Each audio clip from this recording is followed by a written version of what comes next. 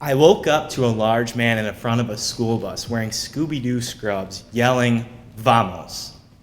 It had been a long 3-hour drive on a rocky and bumpy road to a rural village in northern Nicaragua called San Jose de Cusmapa. It had been a long trip, and I woke up to this large man in Scooby-Doo scrubs yelling, "Vamos." I mean, who would have expected that to happen? When me and a team of students and local medical students followed Herman, the man wearing the Scooby-Doo scrubs, off the bus, we went into a local community center and started to set up a pop-up clinic for those that had possibly gone without health care for years. There were 250 plus people waiting to see Herman, who was one of the doctors present. There were only two. I first met Herman about 2 weeks earlier when we first drove into Esteli. When we first drove in, we pulled up to the side of a road, and the door, to our surprise, opened, and a man that could fill up an entire row of bus seats jumped inside.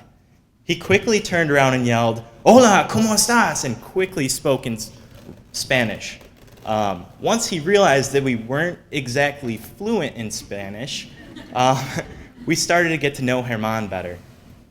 He really started to connect with us, and over the next 2 weeks, we really learned more about him and his life. Herman obtained a PhD in microbiology from a prestigious university in Mexico. Unlike his peers, though, he returned to Nicaragua for guaranteed lower pay. Not only did he return to Nicaragua, but he left the capital where he had spent his entire life and went to a region of Nicaragua where there was no one with his background. Because of his unique expertise, Herman ended up working 7 jobs. Since he was a specialist in infectious disease, he started working at the local hospital. He also taught at 2 local universities, including the medical school that we partnered with. He works for the affiliate service organization, which we went down to work with as well. He works as a technician for a local dairy, making sure that the food is safe for consumption. And his 2 most important and favorite jobs, if you ask him, father and husband. Flash forward 2 weeks, and these jobs have been taking a toll on Herman. The day before we arrived in San Jose de Cusmapa, he worked with us all day, training us on how to collect vitals and how to blood type. After that, he had an all-night shift at the hospital. So Herman, in his Scooby-Doo scrubs, only had 3 hours of sleep before he needed to see these patients. It was a long day, but at the end of the day, we saw over 240 patients. It was incredible.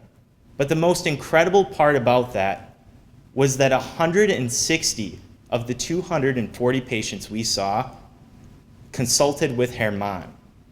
He saw double the amount of patients as opposed to the other doctor. That to me is incredible.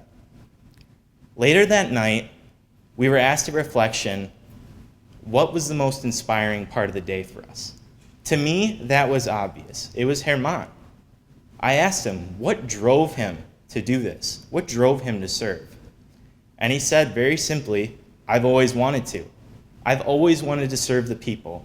And a long time ago, he talked to his mother, and she told him that if you want to serve the people, you just need to devote your heart to it. And that's what he did. And that's what he continues to do to this day. Herman is a teacher, and I don't think he realized this, but in his Scooby-Doo scrubs, I think he taught us his most important lesson. Service is a vocation. You don't need to devote your whole life to it, but donate a piece of it. Donate a piece of it.